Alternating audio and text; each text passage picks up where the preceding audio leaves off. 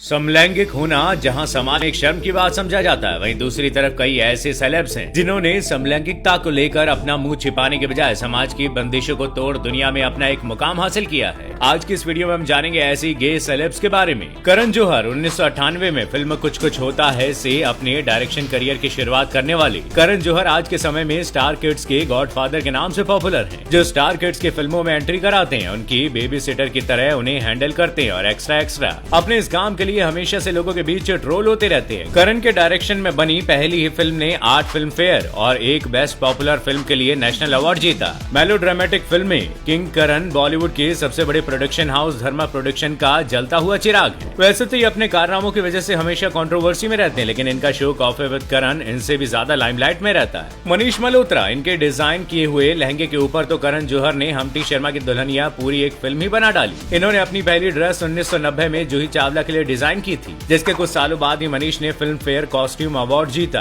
और उसके बाद कभी पीछे मुड़कर नहीं देखा। मनीष मल्होत्रा ने अपने करियर की शुरुआत एक मॉडल के तौर पर की थी, लेकिन इसमें उन्हें इतनी सफलता नहीं मिल पाई, जिसके बाद उन्होंने फैशन डिजाइनर बनने का मन बना लिया था और आज ये सक्सेसफुल फैशन डिजाइनर है जिनका डिजाइन किया हुआ लहंगा पहनना हर लड़की का ख्वाब होता है। इमाम सिद्दीकी एक समय पर गूगल पर सबसे ज्यादा सर्च किए गए इमाम पेशे से एक फैशन डिजाइनर और एक फेमस टेलीविजन पर्सनैलिटी है, जिन्हें बिग बॉस ने एक अलग पहचान दी। इन्होंने बिग बॉस के सीजन 6 में बतौर कंटेस्टेंट पार्ट लिया था और लास्ट में रनर अप का खिताब अपने नाम किया। इसके बाद वो दोबारा सीजन 9 में भी दिखे, लेकिन इस समय वो सिर्फ एक हफ्ते के लिए बिग बॉस के घर में आए थे। इनकी इस जर्नी के दौरान इनकी बॉलीवुड के भाई सलमान खान के साथ काफी तकरार और बहसबाजी हुई, जिसने इन्हें लोगों के बीच और भी ज्यादा वायरल कर दिया। रोहित वर्मा इमाम सिद्दीकी की तरह ही बिग बॉस से अपनी खास पहचान बनाने वाले रोहित पेशे से एक डिजाइनर है, लेकिन गे होने की वजह से उन्होंने बचपन से काफी कुछ सहा था। जब वो बहुत छोटे थे तब उनके अंकल ने ही उनका शोषण किया था। इसके बाद जब वो बड़े हुए और डिजाइनर बनने की सोची तो पैसे न होने की वजह से उन्हें प्रोस्टिट्यूट का काम भी करना पड़ा था और यहीं से वो पैसा उन्होंने डिजाइनर का सामान खरीदने में लगाया। रोहित बताते हैं कि बॉलीवुड में कई ऐसे लोग हैं जो बायसेक्सुअल या फिर गे हैं, लेकिन वो अपनी सच्चाई को छिपा कर रखते हैं, लेकिन मैंने इतनी हिम्मत दिखाई है कि मैं अपनी सच्चाई सबके सामने रख सकूं। रोहित बताते हैं कि उन्होंने कई एक्टर्स के लिए करवा चौथ का व्रत तक रखा है।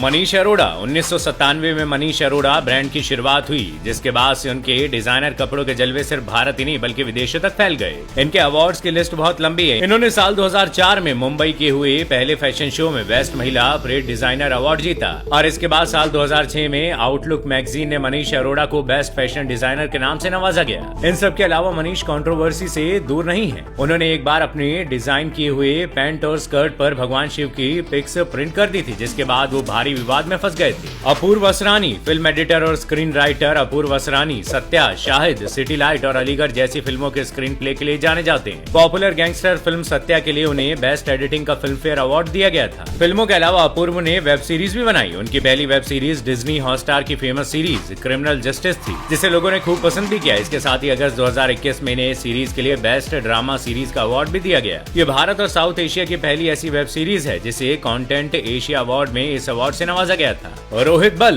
पॉपुलर क्विज शो कौन बनेगा करोड़पति को डिजाइन करने के लिए मशहूर रोहित का नाम देश के जाने माने फैशन डिजाइनर में शामिल है। ये अपने पूर्वजों के ड्रेसिंग सेंस को अपना आइडियल मान अपनी ड्रेसेस डिजाइन करते हैं। अपनी पढ़ाई खत्म करने के बाद उन्होंने अपने भाई राजीव बल के साथ मिलकर ऑर्किड ओवरसी प्राइवेट लिमिटेड शुरू की, जिसके कुछ ही समय बाद वो बहुत पॉपुलर हो गए। ये मुगलों के टाइम में पहने जाने वाले कपड़ों को डिजाइन कर उसे प्रमोट करने वाले इकलौते फैशन डिजाइनर हैं। उन्हें अपने अलग अंदाज के लिए खास जाना जाता है। बॉलीवुड से लेकर फैशन इंडस्ट्री तक रोहित का काफी नाम भी चलता है। विक्रम सेठ भारतीय साहित्य अकादमी और पद्मश्री से अवार्डेड विक्रम एक लेखक हैं, जिन्होंने अपने जीवन काल में कई सारी किताबें लिखी। इनकी 12 किताबों को अवार्ड भी दिए गए हैं। The golden gate, the suitable boy, an equal music इनके फेमस नॉवेल्स हैं और इसके अलावा मैपिंग्स और बीस्टली टेल्स उनकी फेमस कविताएं हैं। लिखने के अलावा विक्रम सोशल मुद्दों पर भी काफी एक्टिव रहते हैं। जब देश भर में धारा 377 को लेकर काफी बवाल मचा था, तब विक्रम ने इस मुद्दे पर लोगों का साथ दिया। इस दौरान देश भर की कई मैगजीन में उनके पिक्स नोट क्रिमिनल के टैग से छपी थी।